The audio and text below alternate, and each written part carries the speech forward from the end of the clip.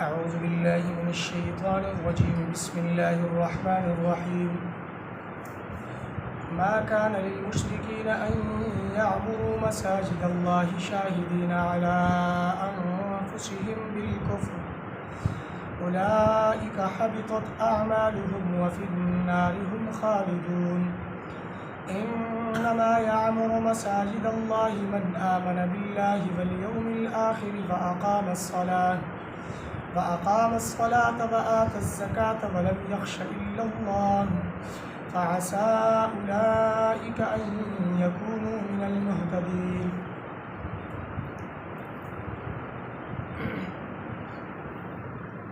کله چې پیغمبر صلی الله علیه وسلم د الله تبارک وتعالى په حکم سره مشرکین نه د بیزاری او د براءت اعلان وکړ، مشرکین یو اعتراض اوچت کړ، یو شبهه پیش کړله چې تاسو موږ سره څنګه جنګېږئ او موږ نه څنګه د بیزاری او د براءت اعلان کوئ.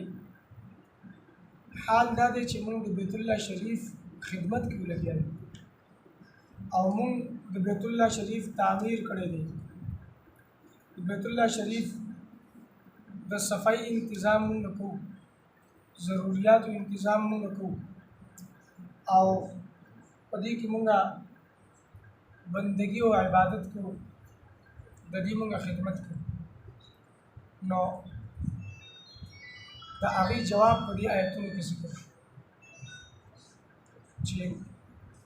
مشرکین که چېرته د الله د یو کور د جومات خدمت کوي، د یو جومات تعمیر کوي، د یو جومات څه ضرورت دی هغه پوره کوي، نو د دو دا عمل دونه نه دی قبول، ځکه چې د دو عقیده درست نه ده، بنیاد یې سم نه دی او چې کله بنیاد کمزور وي نو په هغې باندې عمارت نه جوړېږي. نو د مشرک او د کافر نه د دین خدمت، د جماعت خدمت او دغه رنګې بل یو نیک عمل هغه نه دی قبول. که چېرته اسلام قبول کو نو د کفر او د شرک په حالت کې کوم نیکیانې کړي دي نو د هغې اجر به ورته میلاو شي، خو که اسلام قبول نه کو د کفر یا د شرک په حالت کې دنیا نه لاړ نو آخرت کې د ده د نیکو اعمالو ده ته هېڅ اجر او بدله به نه میلوي، د هغې بدل دنیا کې د باندې چې الله کوم انعامات کړي دي دغه یې بدل دی. ما کان للمشرکین ان یعمروا مساجد الله، نه دي مشرکان چې دو آباد کی د الله کو جماعتونه د الله شاهدین علی انفسهم بالکفر، حال د دو دا دی چې دو په خپل ځان باندې د کفر ګوی کوي. د کفر ګوی څنګه کوي چې د بوتانو بندگی او عبادت کوي او د بوتانو بندگی او عبادت ته جایز وي، الله سره شریکان جوړي او دې ته جایز وي، دا په ځان باندې د کفر ګوی کول او د کفر اقرار کول. د داسې خلقو نیک اعمال ضایع دي، اولئک حبطت اعمالهم، د دو عملونه ضایع دي، د دو د عملونو دوله هېڅ بدله به نه میلاوي. وفي النار هم خالدون، او دو به همیشه پروت دي. کافر او مشرک دپاره دا قانون دی چې دا دواړه دا به همیشه پروت دي، مخلد فی النار، تو همیشه په جهنم کې وي. او چې یو سړی مسلمان دی ګناهګار دی نو د هغه دپاره که الله رب العزت وغواړي نو الله به یې معاف کړي او حساب به ورسره وکړي، او که الله رب العزت دغه ګناهونو په بدلې کې جهنم ته لیږي نو دا به یو وخته پوري او بیا به د جهنم نه وځي او جنت ته وځي. مشرک او کافر که د جماعت خدمت کوي او د جماعت سره تعلق ساتي نو دا د ده نه نه ده. جماعت خدمت، جماعت سره تعلق، جماعت سره مینه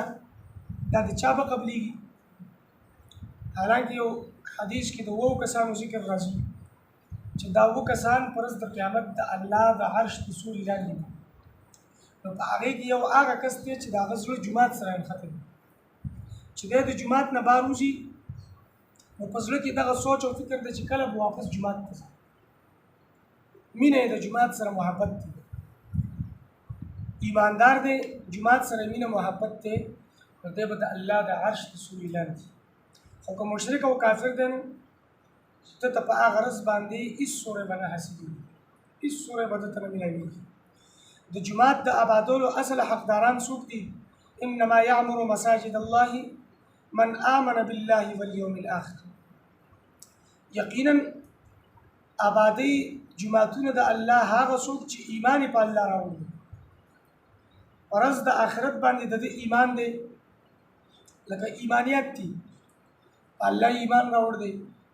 په فرشتو ایمان دی، په رسولانو باندې ایمان دی، آسماني کتابونو باندې ایمان دی، په ورځ د آخرت باندې ایمان دی، دا سړی مؤمن دی او دا سړی جومات آبادی. د جومات تعمیر کو یا په تعمیر کې څه واغېسته، یا په جومات کې څه ضرورت دی هغه پوره کوي، یا په جومات کې جاړو لګیا دی، د جومات صفایي کوي، یا جومات ته راغلی دی ناست دی د ثواب په نیت باندې، د عبادت په نیت باندې. نو دا اصل حقدار دی چې د جومات آبادی او دله به الله رب العزت بدله ورکړي. د جومات د آبادولو دله به الله د جومات د آبادولو لکه روایتو کې راځي چې جومات نه یو سړی خځلې اوچتې او بار غورځوي، نو د دې خځلې اوچتولو او د بار غورځولو الله رب العزت له اجر ورکوي، ثواب ورکوي. او چې بیا د مؤمن دی او زړه یې جومات سره نښتی دی، په زړه کې د جومات مینه محبت دی او د جومات آبادول غواړي، د جومات په آبادۍ کې د پیش دی، نو داسې سړي ته به په ورځ د قیامت د الله د عرش سوری نصیب کېږي چې په هغه ورځ باندې هېڅ سوری به نه. من آمن بالله والیوم الاخر، د په الله ایمان راوړ دی او په ورځ د آخرت ایمان. واقام الصلاة وآت الزکاة، مونځ قایموي، زکات ورکوي. فلم یخش الا الله، د چا نه یریږي نه ما سوا د الله نه، الله نه یریږي، د الله خوف د الله یره د ده په زړه کې ده، ځکه د ده د زړه جومات سره لګېږي. الله نه ما سوا د چا خوف او یره په زړه کې نشته دی. فعسى اولئک ان یکونوا من المهتدین، الله فرمایي چې نږدې ده چې دا خلق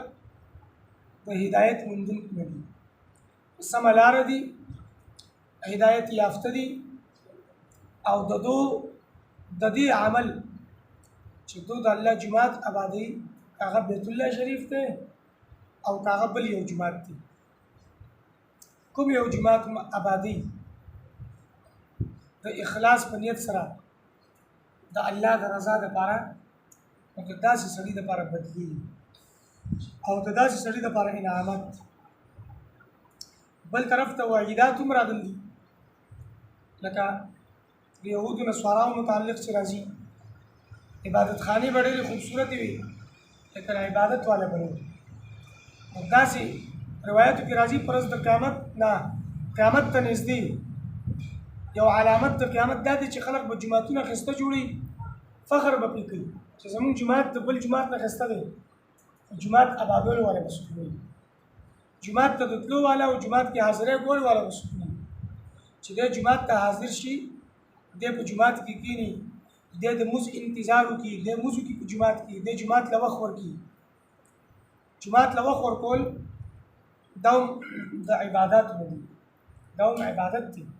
چې جومات له وخت ورکړو، 2.5 ګنټې زیات وخت دی جومات له ورکړو، دا هم د جومات ضروریاتو نه دي چې دی خپل جومات آباد ساتي. اگر که د جومات تعمیر هغه د اعلی قسم نه دی شوی او په جومات کې ماربل نه دی لګېدلی او ټایل نه دی لګېدلی او دیوارونو هغه خوبصورتي هغه زیاته نشته دی، خو دا ده چې د جومات آبادي، جومات سره مینه د محبت دی، عبادت او بندګي کې. او د جومات اصل آبادي چې ده هغه هم دغه ده. جومات اصل آبادي دا نه ده چې عمارت دی، عمارت یې ودرو او په هغې باندې په لکاو روپۍ خرچې کړې او وروستو د آبادولو والا څوک نشته. اصل آبادي او اصل تعمیر د جماعت سره چې جماعت ته حاضر شو 15 وخت حاضرېږي جماعت کې جمع کېږي بانګ ویل کېږي جماعت کې موس کېږي د قرآن تلاوت کېږي عبادت او بندگی کوي خلق ناست لکه څنګه روایتو کې راځي یو سړی د سهار موضوع کې او د اشراق پورې د په جماعت کې دی اشراق موضوع کو نو دله د پورا حج ثواب ملوي دله د حج الله رب العزت مقبول حج اجر او ثواب ورکړي دا آبادول دي د جماعت دا د جماعت آبادی ده مازیګر موضوع کو مازیګر موضوع نرسته دی کې راسته ماښام موضوع پورې په جماعت کې ناسته د عبادت کوي بندگی کوي د قرآن تلاوت کوي ذکر او اذکار کوي یا څه موضوعونه دنه قضا شوي دي په دې وخت کې قضا هم جایز ده د قضا موضوعونه راګرځي نو دا د جماعت آبادی دی د جماعت آبادی لګیا دی چې د مؤمن وي او د جماعت آبادی جماعت له وخت ورکوي نو د دې وخت ورکولو د جماعت د آبادولو به الله تعالی اجر او دله ثواب ورکوي او که یو سړی مشرک دی یا کافر دی ته 24 غنټې په جماعت کې دی عبادت او بندگی کوي او د عبادت د جماعت له وخت ورکول ناقابل قبول دي او د دې ته هیڅ بدله نه ملوي ما کان للمشرکین ان یعمروا ندی مناسب مشرکان لا چې دوی آباد کی مساجد الله جماعتونه د الله شاهدین علی انفسهم چې گواہی کوونکي دي په ځانونو باندې بالکفر د کفر اولئک حبطت اعمالهم دغه کسان ضایع شوي دي عملونه د دوی وفي النار هم خالدون او په اور کې به دوی همیشه اوسیدونکي انما یعمر مساجد الله یقینا ابادی جماعتونه د الله من هغه څوک آمن بالله چې په الله ایمان راوړ دی والیوم الاخر او د آخرت پرځ ایمان راوړ دی واقام الصلاه او موزي قائم کړ دی وات الزکات او زکات ادا کړي ولم يخش الا الله او نه یریږي دی ما سوا د الله نه د بل چا نه نه یریږي مگر د الله نه یریږي فعسى پس امید دی نږدې ده اولئک دغه کسان ان یکونوا من المهتدین چې شي به دوی د هدایت موندونکو نه دوی به په سمه لارې تبارك الذي نزل الفرقان على عبده ليكون للعالمين نذيرا